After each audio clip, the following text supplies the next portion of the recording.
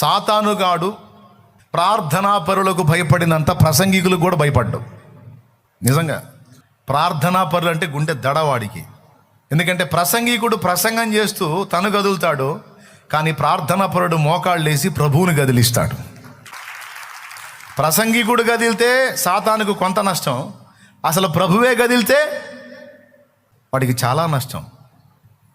అందుకే ప్రార్థనాపరులు సాతాను హిట్ లిస్ట్లో ఉంటారు. అయినా సరే దేవుడు మీకు తోడుగా ఉంటాడు, దేవుడు మనకు తోడుగా ఉంటాడు. ఒకటే మంకు పట్టు పట్టండి, ఒకటే మంకు పట్టు.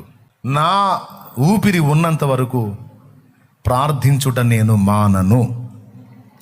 దేవుడు నాకు బహుమానం ఇవ్వకపోని నేను చేయగలిగిన సేవ అదే చేస్తా.